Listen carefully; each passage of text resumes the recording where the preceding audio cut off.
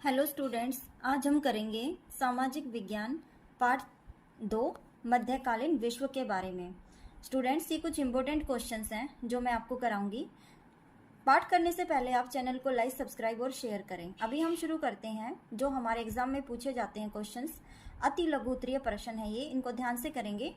Roman साम्राज्य की सारी शक्तियाँ किसके हाथ में निहित थी? किसके हाथ में थी? सामंतों के हाथ में निहित थी। ठीक है, तो ये रोमन साम्राज्य की जितनी भी शक्तियां थी वो किसके हाथ में थी? सामंतों के हाथ में थी। तो ये राजा नहीं होते थे। ठीक है, मध्यकालीन यूरोप की अर्थव्यवस्था बुनियादी रूप से किस पर आधारित थी? मध्यकालीन यूरोप की जो अर्थव्यवस्था थी किस पे आधारित थी? कृषि के ऊपर। अर्थव्यवस्था मैंने आपको बताया था कल। अर्थव्यवस्था का मतलब होता है कि वहाँ पे जो उनका गुजारा चलता था, वहाँ पे लोग जिस ज़्यादा आजीविका कमाते थे तो वो किस तरीके की लोग नौकरी करते थे, व्यापार करते थे, तो कहते हैं वहाँ पे सबसे ज़्यादा जो काम था वो देखेंगे बच्चे। यहाँ पे सामंतों के नियंत्रण वाली समूची जमीन क्या कहलाती थी?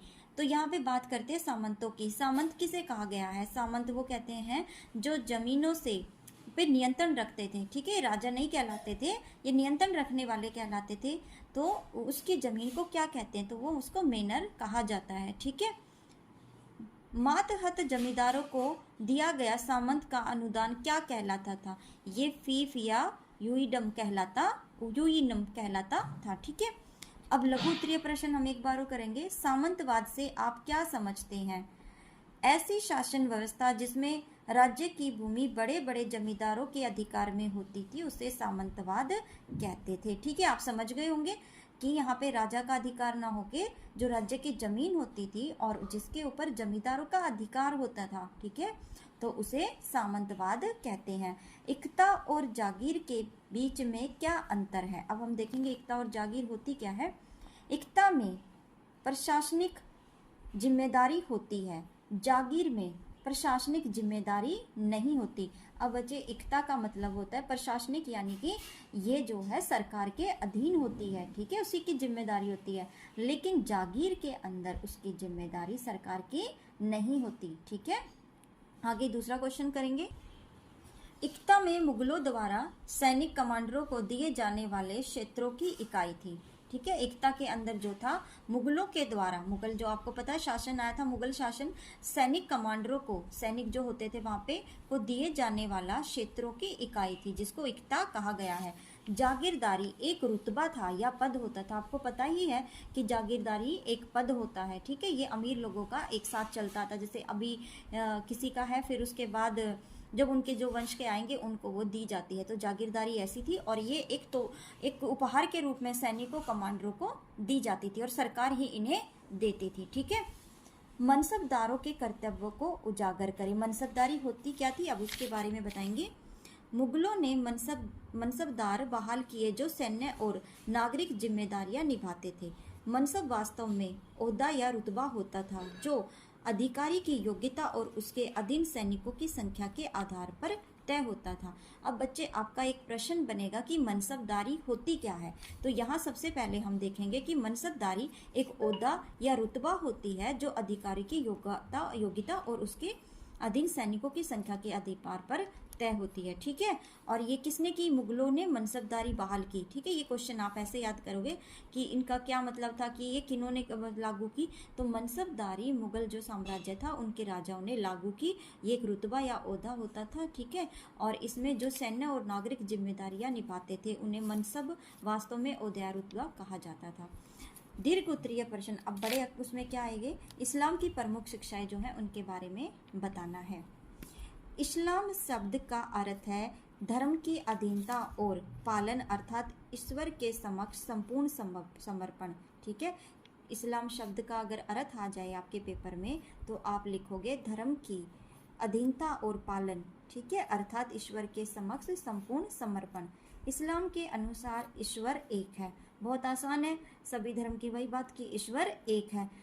नेक जीवन बिताने के लिए कुरान की हिदायत पर अमल करना। ठीक है, अच्छा जीवन तभी बीतेगा जब आप कुरान की हिदायत को पढ़ोगे। सदाचार और दया करुणा का जीवन बिताना, किसी के ऊपर कोई दबाव नहीं डालना, किसी को परेशान नहीं करना, किसी को दुखी नहीं करना, और हमेशा सदाचार यानी अच्छे आचरण करते रहना। ठीक है, तो बच्चे ये जितने भी हैं ये ईसाई धर्म, इस्लामी धर्म जो है उसके बारे में बताया गया है, और यही वास्तव में धर्म होते हैं, सारे एक जैसे ही हैं। इस्लाम शब्द का अर्थ होता है धर्म की अधीनता और पालन करना। हमारा धर्म क्या है? हम अपने धर्म का पालन करें, ईश्वर के समक्ष संपूर्ण समर्पण करें। ठीक है, समर्पण करना कि हे भगवान, हे ईश्वर, अब आप ही मेरे सब कुछ हो। इस्लाम के अनुसार ईश्वर एक है, ये नहीं कहेंगे कि हमारा ईश्वर अलग है और आपका अलग है। नेक जीवन बिताने के लिए कुरान की हिदायत पर, जो उनकी कुरान होती है इस्लाम धर्म की, उसकी जो उस पर लिखा हुआ है उनकी बातों पे अमल करना, सदाचार और दया करना। तो ये कुछ कॉमन पॉइंट से दो आपको याद होंगे। मध्यकालीन भारतीय अर्थव्यवस्था की मुख्य विशेषताओं की समीक्षा करें। अब हम ये देखते हैं इसके बारे में। ठीक है, अब इसकी कुछ विशेषताएं इस प्रकार होंगी। मध्यकालीन अर्थव्यवस्था की मुख्य विशेषताएं: अब राज्य और किसान या जमींदारों जैसे भूस्वामी वर्ग के साथ कोई मनमाना संबंध नहीं रहा। ठीक है, इसको मैं आपको समझाऊंगी। कहते हैं कि जब मध्यकालीन अर्थव्यवस्था आई उसमें अब राज्य और किसान या जागीरदार जैसे भूस्वामी वर्ग के साथ कोई मनमाना संबंध नहीं रहा। ठीक है, तो कहते हैं अब राज्य और किसान, अब इनका कोई भी आपस में भूस्वामियों के वर्ग के साथ कोई भी मनमाना संबंध नहीं रहा, ये अपने आप में स्वतंत्र हो गई। जमीन की अब पैमाइश की गई और उसके मुताबिक भू राजस्व निर्धारित किया गया। अब पहले क्या होता था कि ऐसे ही भू राजस्व दिया जाता था, मतलब टैक्स दिया जाता था, लेकिन अब ये देखा गया कि जिसकी जितनी ज़मीन है उसी के हिसाब से वो पैमाइश करना, उसको मापना। ठीक है, उसी के हिसाब से लोगों को उतना ही टैक्स देना पड़ेगा। आगे क्या है? वह कृषि के वाणिज्यीकरण का दौर था और राज्य नकदी फसल को बढ़ावा देती थी। कृषि का बहुत अच्छा जोर चला था यहाँ पे, और नकदी फसल को जो थी वो बढ़ावा देती थी। राज्यों ने उन इलाकों में भी खेती को बढ़ावा दिया जहाँ उस वक्त तक खेती नहीं होती थी, जहाँ फसल नष्ट होने पर कर्ज दिए और राजस्व वसूली में भी राहत दी गई। ठीक है, तो कहते हैं राज्य ने उन इलाकों में भी खेती को बढ़ावा दिया जहां वक्त खेती नहीं होती थी। कई जगह ऐसी जगह थी जहां पे खेती नहीं होती थी किसी कारणवश, तो कहते हैं वहां पे भी बढ़ावा दिया।